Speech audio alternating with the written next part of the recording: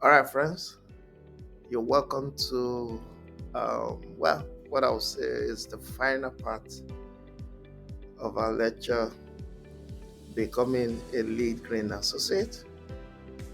Um, in this chapter, we're going to be looking at innovation and regional priority. It's a very short lecture, but it's as important as the previous lectures that we've had since we began this series. My name is Okoyemi, so let's go on to see what we have in this chapter.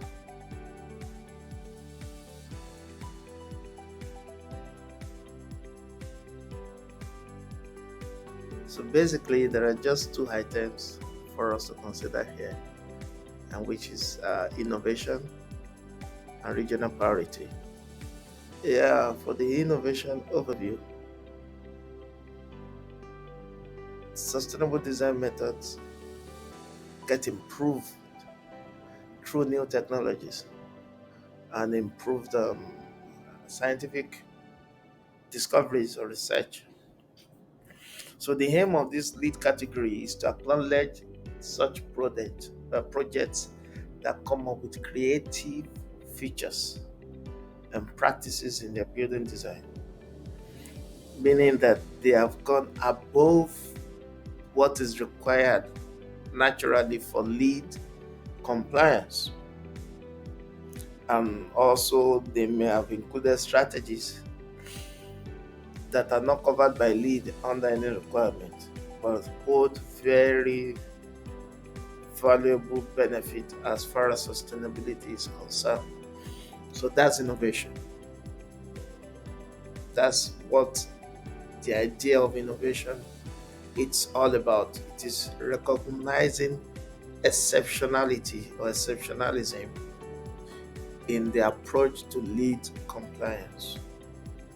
Also, successful lead implementation is very effective when it involves a coordination of allied professionals, a coordination of relevant team members for the implementation of such projects.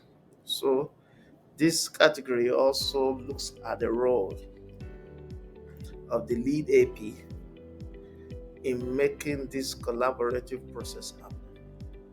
The role that the lead AP plays in streamlining the lead compliance process for various project teams. Right? Again, the regional priority overview is focused on the fact that different places have unique environmental problems. So volunteers for USGBC chapters and the LEED International Roundtable have identified the specific priorities in their regions, and they are called regional priority credits.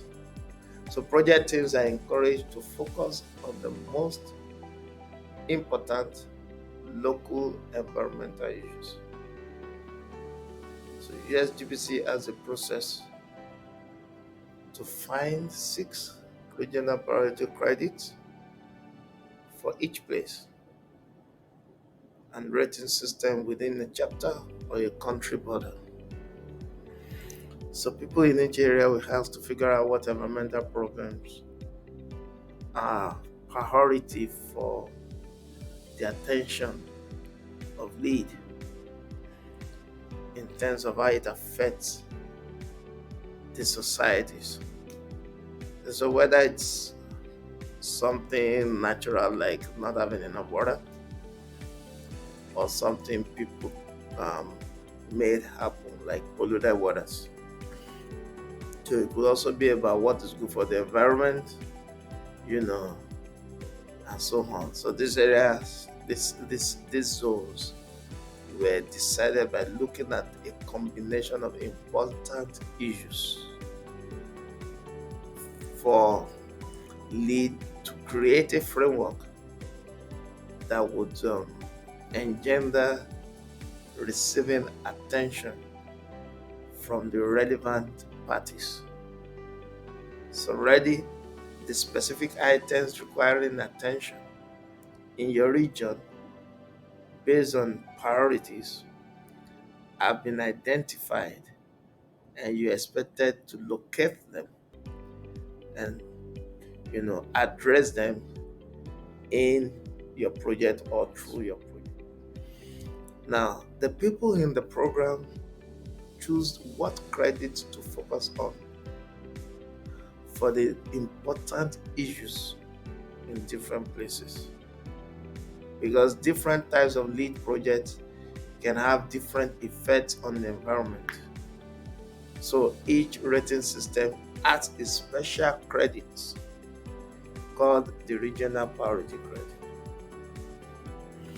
Like I mentioned, the main aim of this regional priority credit is to help your LEED project teams to do better in dealing with important environmental issues everywhere in that country and around the world. So, innovation focuses on creativity within the scope of delivering your project and the role the LEED accredited professional plays in that process. Regional priorities then focuses on specific environmental issues in the host community, in the host border, or in the host country for that particular project that is seeking LEED certification. So that's essentially what the regional priority and innovation category is all about. That's the end of our lecture, becoming a LEED Green Associate. We've been on from chapter 1 up to this chapter 11. But there's a bonus chapter for you. And in that bonus chapter, I have taken it upon myself to sieve out the key words from every chapter and then make them available to you in what I've called the bonus chapter, where you can easily relate with those words. Try to juggle your memory for everything that you've studied in the course of this lecture. And then knowing that until you've come across these words, until you are able to chain those words in your memory for every chapter that you've gone through in this lecture, you have possibly not covered the syllabus. Right? So there's no way you'd have gone through the 11 chapters of this lecture without coming across these keywords. So they serve as like milestones for you to be able to assess your progress in the revision stage of your LEED Green Associate Examination class. So in that bonus part, I'll take you through all the keywords that you should pay attention to for your examination. So your questions, one way or the other, we dance around all of these hundreds or more of keywords that I'm going to be pointing out to you chapter by chapter in the bonus part of our lecture. See you there. Thank you.